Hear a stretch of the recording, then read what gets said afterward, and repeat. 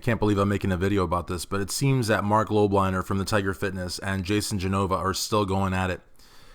Some time ago, Marc Lobliner had said that everything was cool because I think that Jason Genova put an order 88 or an order 86 or an order 66. I don't know what they're called, but in any event, he put some kind of order on him, and he was getting all these negative comments. Welcome to my world. That's all I get, right? But anyways, I thought that they had made peace, but I guess Jason has continued on. I don't know what. And Marc Lobliner made this video from his car while he was driving, and he was like, I don't know. I hope that was a prop. I hope he was just like in a simulated car at home, because he kept like looking over and reading this message, and that looked like really dangerous. But in any event, he just clarified to a fan that was asking him that he wasn't going to sue Jason Genova, but that he wanted to be left alone, that I guess Jason Genova's fans were going after his wife and family and whatnot.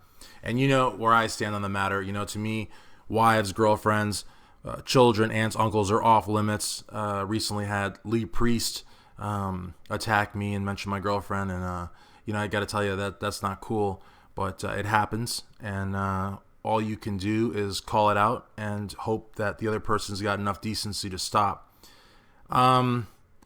That aside, Marc did say that he had contemplated, if, you know, Jason didn't stop, you know, getting his subscribers or fanboys or whatever they're called to stop harassing his family, that he would sue him for incitement. The only problem with that is that Marc calls Jason a psychopath and basically says that his supporters or his fans or whatever, I don't know if he said simple-minded or feeble-minded, and the problem there is that you can't attack the guy and then attack his audience and then, you know, scream incitement. Unfortunately, you know, it's like I said, family should be off limits, but sometimes it's not to certain people, you know, and, you know, to me, honestly, I don't think that Marc should let Jason get under his skin, personally.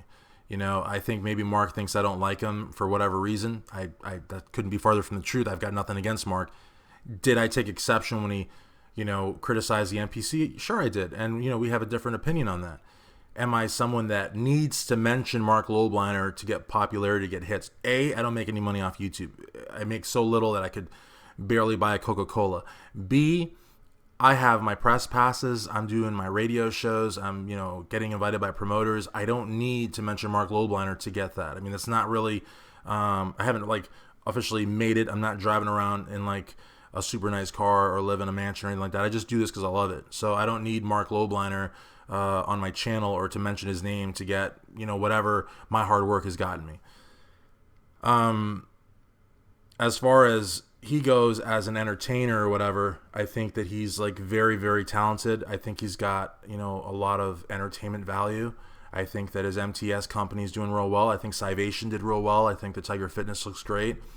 But I just don't think that he should allow himself to get upset because of what Jason Genova says or what he gets, whether directly, indirectly, consciously or subconsciously, gets his fans to do.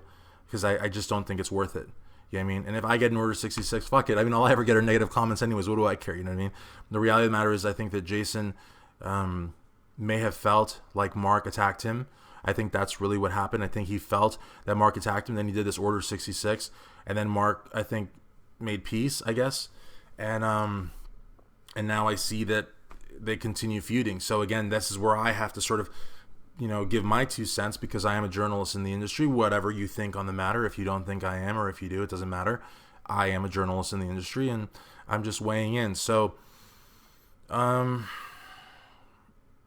it's just one of those things. I mean, but again, you know, it's hard for me to tell Marc not to worry about it, because like if you're in the business of selling, let's say, your MTS product, and you depend on good reviews, what's to say that, you know, these people that are being sent over to your channel, over to your page, talking all sorts of garbage, may say your protein sucks or it doesn't taste good, when in fact your protein does taste good and it doesn't suck, but they're doing it because they feel like this is what Jason wants.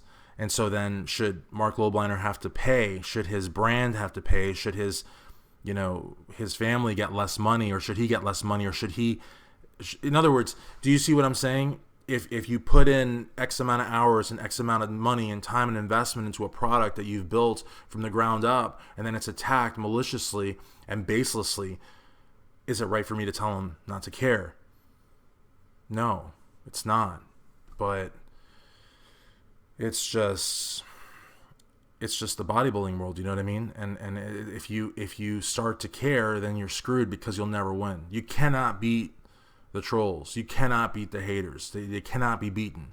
The best you can do is ignore them if you can. Believe me, I can't ignore them for very long sometimes. They get under my skin, but I'm talking about the Kurtz and the Max and people like that. If you know about the message boards, you know what I'm talking about.